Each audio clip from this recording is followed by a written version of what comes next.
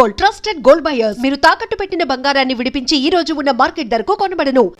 మధు, చిన్నప్పుడు నేను ఒక్కడనే కష్టపడుతున్నానని, నాకు సాయంగా ఉండాలని చదువు అవ్వలేదన్న వంకతో చదువు మానేశావు. ఇప్పుడు నీ తమ్ముళ్ళిద్దరూ అభివృద్ధిలోకి వచ్చారు. మరుదులిద్దరికీ మంచి ఉద్యోగాలు వచ్చాయి. తన భర్త మాత్రం అలాగే ఉన్నాడని నీ భార్య బాధపడదు. చూడు మధు, చదువుకున్నోళ్లే వృద్ధిలోకి రావాలని ఏమీ లేదు. కృషి పట్టుదల ఉంటే ఎవరైనా ఏదైనా సాధించవచ్చు. నీకు తెలివితేటలున్నాయి. నువ్వు తలుచుకుంటే కానిదంటూ ఏదీ లేదు. పైగా నీకు సాయిగా మేమందరం ఉన్నాం. ఎవడ్రా వాడు? ఇన్నాళ్ళుగా వ్యాపారం చేస్తున్నాను, నిన్నగాక మొన్న వచ్చినోడు వాడు నాకు పోటీయా? వాణ్ణి పెరగనివ్వకూడదు. వాణ్ణి ఇక్కడికి రప్పించండి, నేను మాట్లాడతాను.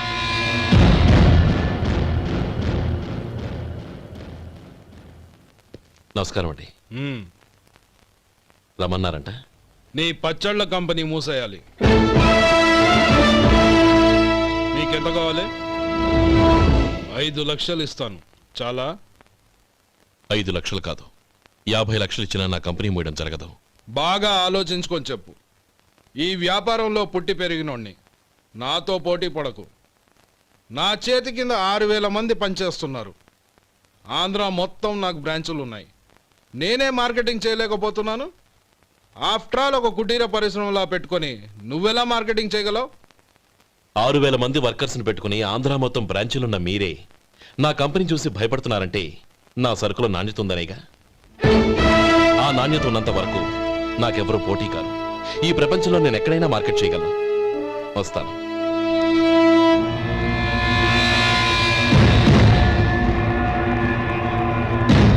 ఇక్కడ ఏం లేదండి. ఇక్కడ ఏం లేదండి.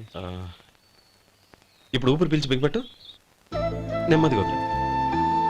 ఓకే, లే, నెమ్మదిగా ఇలా వచ్చి కూర్చో.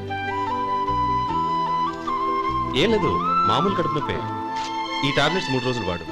ఎలా వాడాలో ఇందులో రాశాను. Token number 29. టౌన్ డాక్టర్ భయపెట్టేశాడు, ఆపరేషన్ అది ఇదని. కానీ ఈ డాక్టర్ బాబు ఏమీ లేదని చెప్పాడు. ఈ బాబు 10 కాలాల పాటు చల్లగా ఉండాల.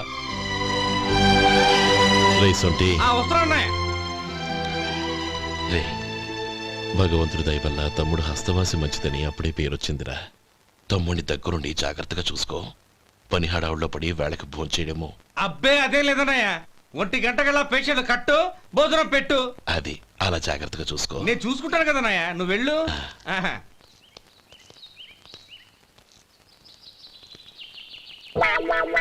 అయ్యో, ఏంటయ్యా ఉంటున్నాడా ఈ దెబ్బలు?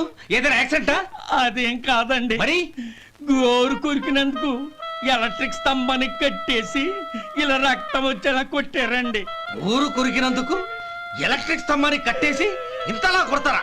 వాళ్ళు అసలు మనుషులా, రాక్షసులా? చాలా థ్యాంక్స్ అండి. కనీసం మీరైనా అర్థం చేసుకున్నారు. వాళ్ళు అర్థం చేసుకోలేదండి.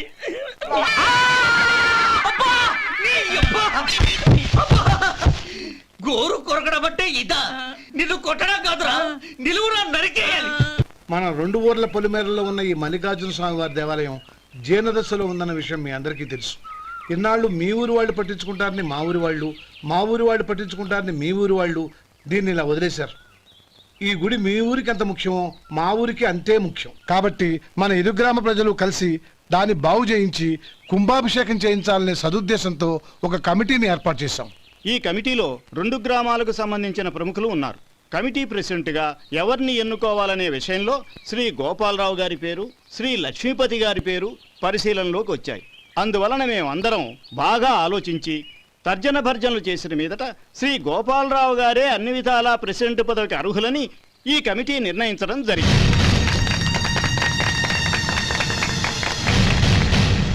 అంచేత ఈ ఉభయ గ్రామ ప్రజలు శ్రీ గోపాలరావు గారికి ఉదారంగా విరాళాలు అందజేసి ఈ శుభకార్యాన్ని జయప్రదం చేయవలసిందిగా కోరుతున్నాం.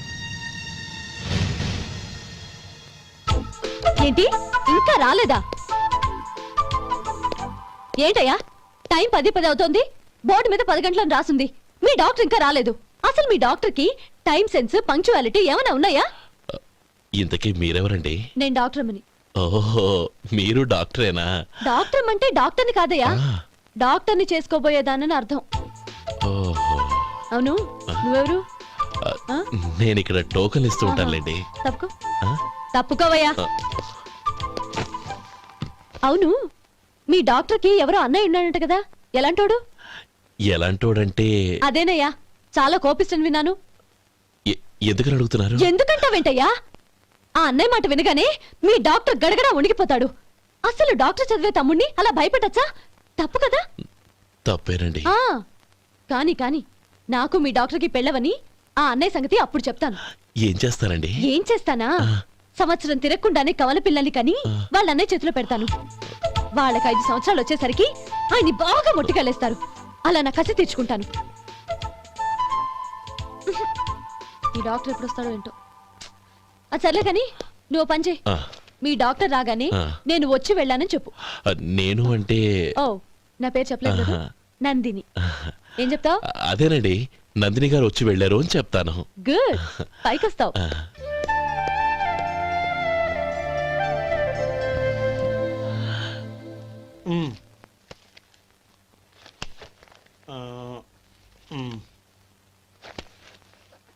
ఆ, దీంతో మొత్తం 4,98,200 అయ్యాయి.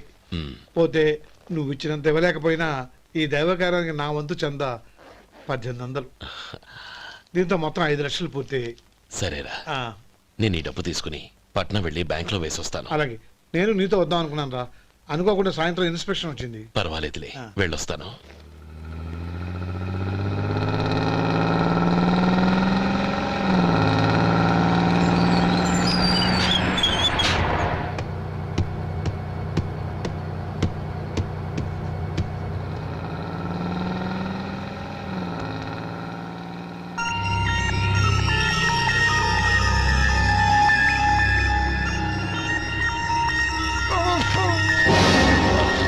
అయ్యో మూర్ఛ మూర్ఛ, బసాపండి బసాపండి. ఇదిగోండి తాళం చేతులు గుర్తి. ఈ తాళం అతని చేతిలో పెట్టండి. వీటి వల్ల ప్రయోజనం లేదు. నాలుగు ఖర్చుకోకుండా పళ్ళ మధ్య పెట్టడానికి గట్టిగా అది ఉంటాయి. ఇవ్వండి. ఇదిగో ఇది చూడండి.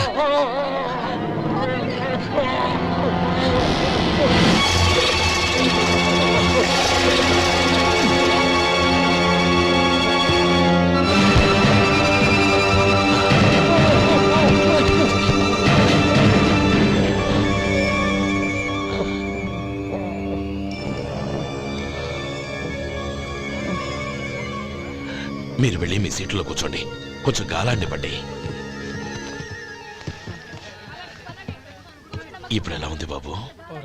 ఆ.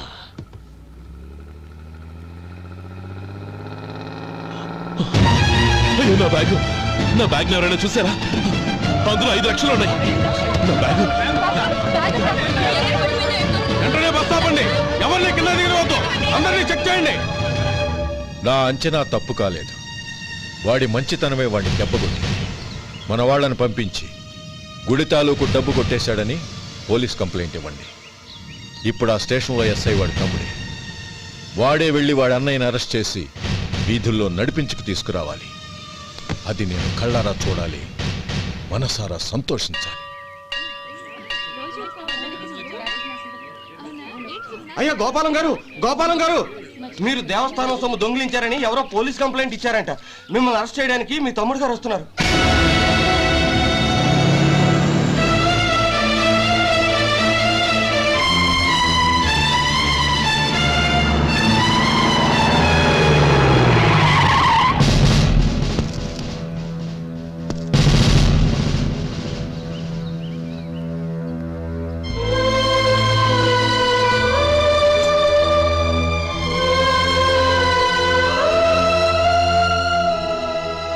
చూడు గోపి, ఎప్పుడు నువ్వు ఉద్యోగంలో చేరావో అప్పుడే తనా పరానే తేడా మర్చిపోవాలి.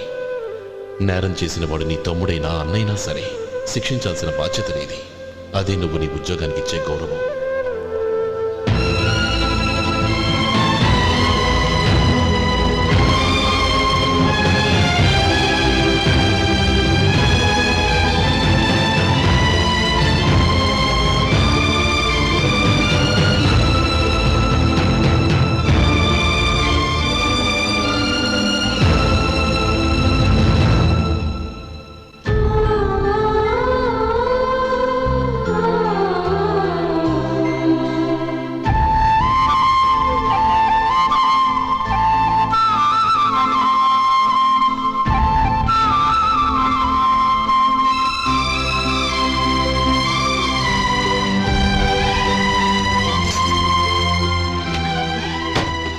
అన్నయ్య రే గోపి, ఏమిట్రా ఇది?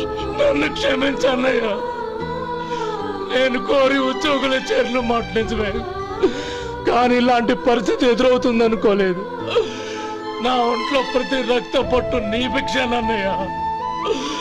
నిన్ను అవమానపరిచి ఉద్యోగం నిలబెట్టుకునే బదులు నా ప్రాణాలను వదులుకుంటారు, కానీ ఈ పని మాత్రం నేను చేయలేనన్నయ్య. చేయలేనన్నయ్య.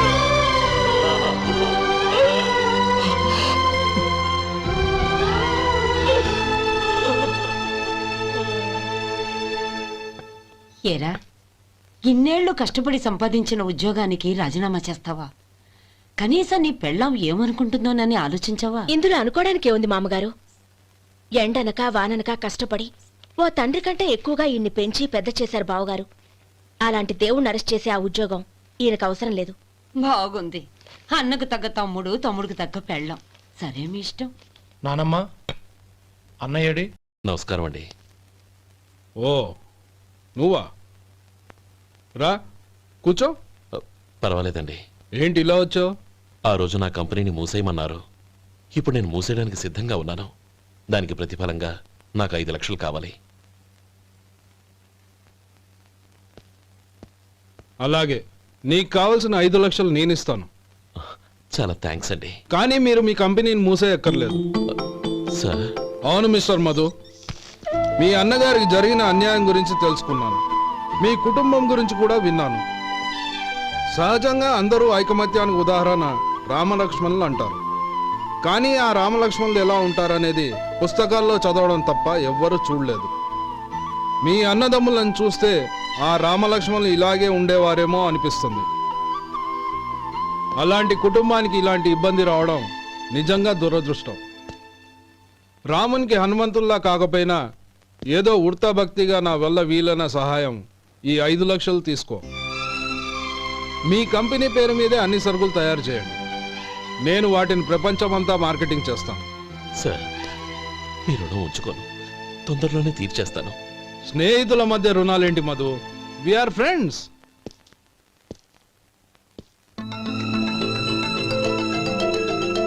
ఏంటే అక్కడ ఆగిపోయావు? రా. నువ్వు మీ అన్నయ్యని అరెస్ట్ చేయడానికి అట్టెళ్ళావు, ఆయన లొంగిపోవడానికి ఇటు వచ్చారు. అవును, యూనిఫామ్ చేత్తో పట్టుకొచ్చావేంటి? సార్, నేను రే, ఈ మాత్రం దానికే బెదిరిపోయి ఉద్యోగం వదులుకుంటావా?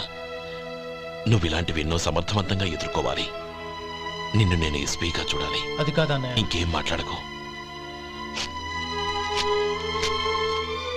ఇన్స్పెక్టర్ గారు, నన్ను లాకప్లో పెట్టండి. ఆగండి సార్, ఆ డబ్బు ఎక్కడికి పోలేదు. నేనే తీసి జాగ్రత్త చేశాను. ఈ విషయం అన్నయ్యకి తెలియక బ్యాగులో డబ్బు కనబడకపోవడంతో అది పోయిందనుకున్నాడు. నే పట్నం నుంచి వచ్చేసరికి జరిగిన గొడవంతా తెలిసిందే. రే మధు, జరిగిన దానికి నన్ను క్షమించనయ్యా. ఇంటికి వెళ్ళాక అన్ని వివరంగా చెప్తాను. సార్, ఇదిగోండి 5 లక్షలు. ఇది కమిటీ వాళ్ళకి అప్పగించి ఈ కేసు కొట్టేయండి సార్. భలే వాడివయ్యా, తీసినప్పుడు ఒక మాట ఆయనతో చెప్పుండొచ్చుగా. అనవసరంగా పెద్ద ఆయన స్టేషన్ వరకు రప్పించావు. Sorry sir. అన్నయ్య, మీరు ఇంటికి వెళ్ళండి. నేను లెక్క అప్ప చెప్పేసి వస్తానండి. అలాగే.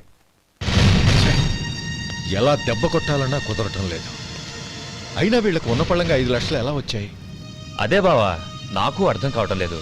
నీకు అర్థమైతే ఆశ్చర్యపడాలి కానీ అర్థం కాకపోతే ఆశ్చర్యమేముంది? Useless fellow.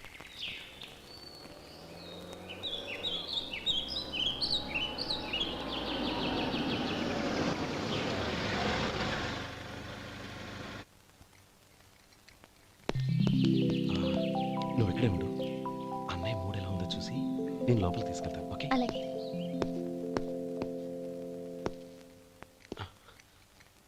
అన్నయ్య, ఏంట్రా? నేను చాలా రోజుల నుంచి నీకు విషయం చెప్తున్నాను, గుర్తుందా? ఏ విషయం? అదే అన్నయ్య, నేను ఓ అమ్మాయిని లవ్. ఓహో, లవ్ చేస్తున్నావా? ఆ విషయం నువ్వు నాకెప్పుడు చెప్పావురా? ఊళ్ళో అందరూ అనుకుంటుంటే నేను విన్నాను.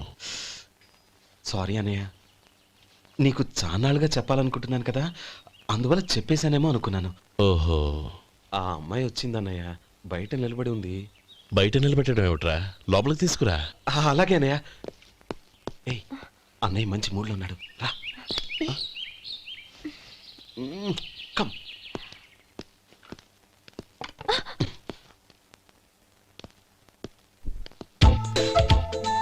ఎందుకంటావేంటయ్యా?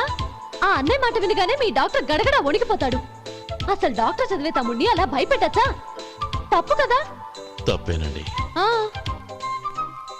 నమస్కారం మేడం. నమస్కారం. అదేంట్రా, మనిషో పక్కనుంటే నమస్కారం ఇంకో పక్కన ఉంది. అది మర్యాద అన్నయ్య, మర్యాద. ఆహా, అవును, నీ పేరేంటమ్మా? నందిని. ఆ నందిని. నందిని అన్నయ్య. ఏ ఆ ముక్క తను చెప్పలేదా? పెద్దలంటే మహాగౌరవం అన్నయ్య. మేమిద్దరం ఇంత క్లోజ్ ఫ్రెండ్స్ కదా, ఆయన నాతో కూడా ఎక్కువ మాట్లాడదు. ఓహో, కదా. నాకు మీ డాక్టర్కి పెళ్ళవని, అప్పుడు అన్నయ్య సంగతి చెప్తాను. ఏం చేస్తారండి? ఏం చేస్తానా? సంవత్సరం తిరగకుండానే కవల పిల్లల్ని కని వాళ్ళ అన్నయ్య చేతిలో పెడతాను. వాళ్ళకి 5 సంవత్సరాలు వచ్చేసరికి ఆయన్ని బాగా ముట్టిగలేస్తారు.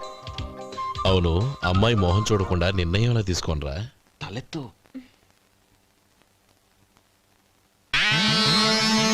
ఏం చెప్తా? అదేనండి, నందిని గారు వచ్చి వెళ్ళారని చెప్తాను. గుడ్, పైకొస్తావు. ఈయన మీ అన్నయ్య? అవును. నందిని, ఏమైంది? ఎందుకు ఏడుస్తున్నావు? ఈయన మీ అన్నయ్యని తెలియక తెలియక హాస్పిటల్ దగ్గర మర్యాద లేకుండా దురుసుగా మాట్లాడాను. ఆయన ఈ పెళ్లికి ఒప్పుకోరు. ఊరుకో, అలాంటి చిన్న చిన్న విషయాల్ని మా అన్నయ్య పట్టించుకోడు. అయినా నేను కన్విన్స్ చేస్తాను కదా. ఆయనకంత అవమానం జరిగాక ఎందుకు కన్విన్స్ అవుతారు? అవ్వరు.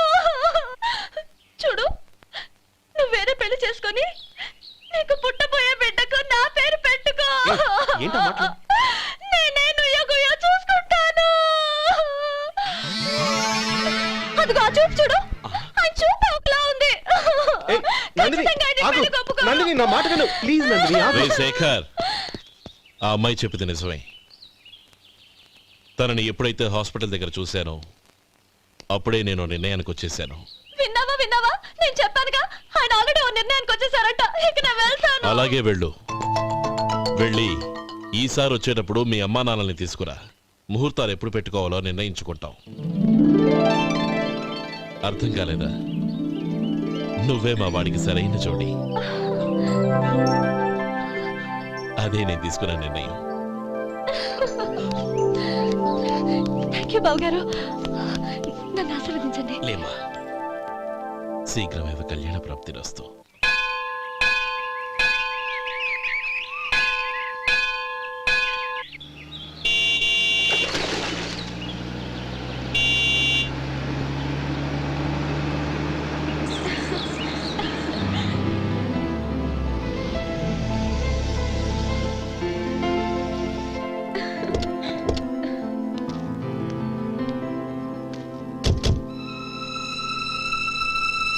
రామా,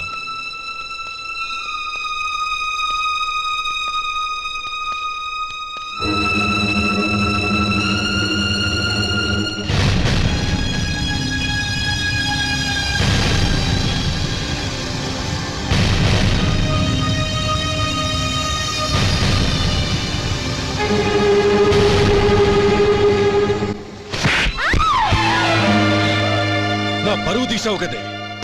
ఒక బిచ్చగాడిని నువ్వు కోరుకున్న వాడికి ఇచ్చి చేసేవాడిని. కానీ నువ్వు ఎవరిని ప్రేమించావో తెలుసా? ఎవడి నీడ సోకితే పంచమహాపాతకాలు అంటుకుంటాయనుకుంటున్నానో వాడి తమ్ముణ్ణి. ఆ రోజు ఆ గోపాలం గాడు నిశ్చితార్థం వరకు వచ్చి నా చెల్లెల్ని చేసుకొని వెళ్ళిపోయాడు. ఆ ఆవేశంలో తొందరపడి ఓ పొరుగురు వాడికి నా చెల్లెల్నిచ్చి పెళ్లి చేశాను. ఆ తర్వాత తెలిసింది వాడికి అంతకుముందే పెళ్లి అయిపోయిందని. వాడు పెళ్ళైన వాడైనా పర్వాలేదు, పరమ దుర్మార్గుడు. ఇంకొకరిని ప్రేమించిన దానివేగా అని దెప్పి పడుస్తూ నా చెల్లెలికి మాటలతోనే నరకం చూపించాడు. అటు ప్రేమించిన వాడు దగా చేశాడు, ఇటు చేసుకున్నవాడు కిరాతకుడు. ఇలా చిత్రవధ అనుభవించి నా చెల్లెలు ఒకరోజు స్టవ్ పేలిపోయి చనిపోయింది. దీనికంతటికి కారణం ఎవరు? వాడు అన్న. అటువంటి వాడింటికి కోడలుగా వెళ్తావా? ఒక్క మాట చెప్తున్నాను విను. నువ్వు జీవితాంతం పెళ్లి చేసుకోకుండా ఇంట్లో పడినా పర్వాలేదు, కానీ వాడి తమ్ముడితో మాత్రం నీ పెళ్లి జరగదు. రేయ్, పురోహితుని రమ్మని చెప్పు. వచ్చే ముహూర్తంలోనే నీకు నందినికి పెళ్లి.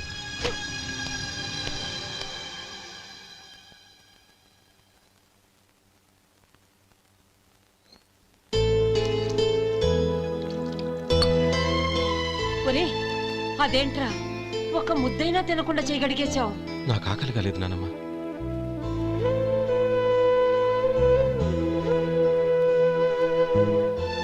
ఆ అమ్మాయి చాలా మంచిది, చదువుకున్న పిల్ల, మనందరికీ బాగా నచ్చింది.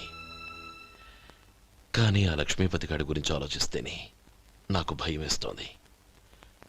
వాడు మన కుటుంబం ఎప్పుడెప్పుడు విడిపోతుందా అని ఎదురు చూస్తున్నాడు. అన్నయ్య, ఆ అమ్మాయే కాదు, ఈ ప్రపంచంలో మన కుటుంబం కంటే నాకేది ఎక్కువ కాదు. ఆ పెళ్లి గురించి నేను మర్చిపోయాను, మీరు మర్చిపోండి.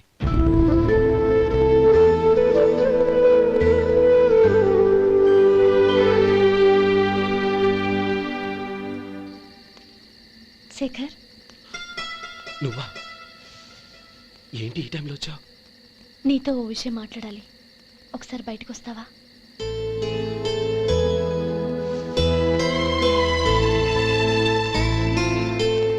ఏంటి సూట్ కేసుతో వచ్చావు? శేఖర్, మా నాన్న నాకు వేరే పెళ్లి చేయాలని చూస్తున్నాడు. అందుకే నేను నిర్ణయానికి వచ్చాను. మన ఇద్దరం ఎక్కడికైనా పారిపోదాం. చూడండి, ఈ టైంలో నిన్ను నన్ను మా అన్నయ్య చూశాడంటే బాగోదు. నువ్వు వెళ్ళిపో. అన్నయ్య అన్నయ్య అన్నయ్య, ఎప్పుడు మీ అన్నయ్య మాటేనా? నీకు నేను ముఖ్యమా, మీ అన్నయ్య ముఖ్యమా? నాకు మా అన్నయ్య ముఖ్యం.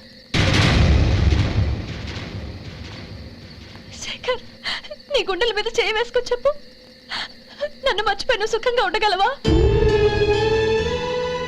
అది నాకు తెలియదు, కానీ మా అన్నయ్యకు తలవంపులు తెచ్చి ఖచ్చితంగా నేను మనశ్శాంతితో ఉండలేను. నా పరిస్థితి అర్థం చేసుకో. దయచేసి మీ నాన్న చూసిన సంబంధం చేసుకుని సుఖంగా ఉండు. చాలా టైం అయింది, ఇంకా బయలుదేరు. నన్ను క్షమించు.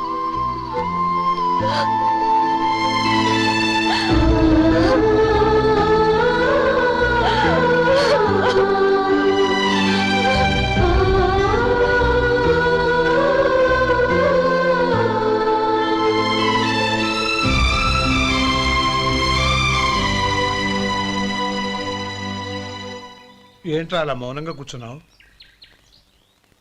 ఏం లేదురా, కోరుకున్న అమ్మాయి రా పారిపోదామని వస్తే మా అన్నయ్య బాధపడే పనేది నేను చెయ్యలేను, నన్ను క్షమించని ఆ అమ్మాయిని పంపించేసేట్రా నా తమ్ముడు.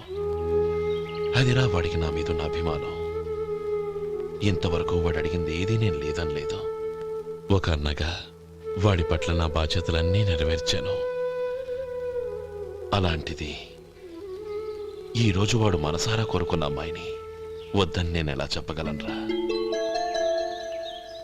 వాడి సంతోషం కంటే నాకు కావాల్సిందే ఉంది. అందుకే నేను ఒక నిర్ణయానికి వచ్చాను. ఓపెనింగ్ స్టాకు 31,700 అండి. ఈ రోజు 200 లారీల్లో 21,500 ప్యాడీ వచ్చిందండి. అవి ఈ పక్కన సర్దించానండి. తర్వాత ఇవి నిన్నొచ్చిన ధాన్యం బస్తాలండి. 50 లారీల్లో 5,000 బస్తాల బియ్యం బయటకు పంపించామండి. సాయంత్రానికి మన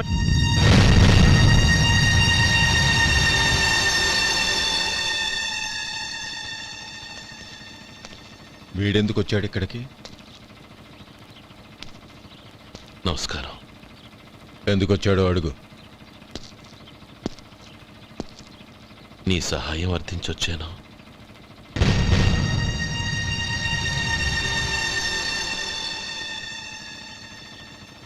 మీరు వెళ్ళండి. ఆ రోజు నీ చెల్లెల్ని నేను చేసుకోనన్నాను. ఏ పరిస్థితిలో అలా అన్నానో నీకు తెలుసు. నేను చేసింది తప్పని నీకు అనిపిస్తే ఆ తప్పుకి నా తమ్ముడిని శిక్షించద్దు.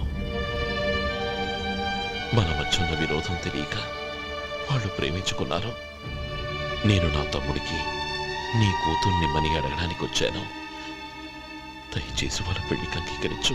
నీ మొహం చూస్తేనే పాపమని సొంత ఊరినే వదిలేసి వచ్చిన వాణ్ణి. అలాంటి నేను నీ ఇంటికి నా బిడ్డనివ్వాలా? ఇన్నేళ్లుగా నీ నీడ కూడా నా మీద పడకూడదని పట్టుదలగా ఉన్న నేను దాన్ని వదులుకొని నీతో సంబంధం కలుపుకోవాలా?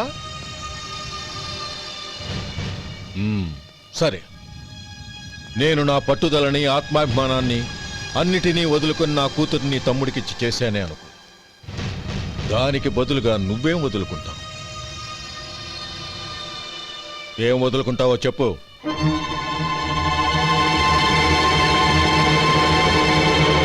నీ ప్రాణాలు వదులుకుంటావా?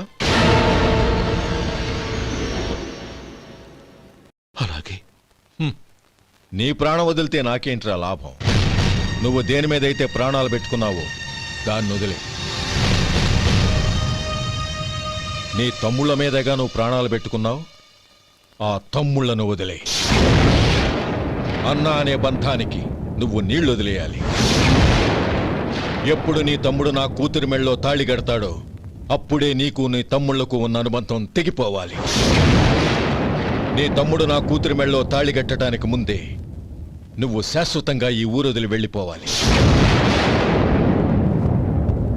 వీటన్నిటికీ నువ్వు అంగీకరిస్తేనే ఈ పెళ్లికి నేను అంగీకరిస్తాను.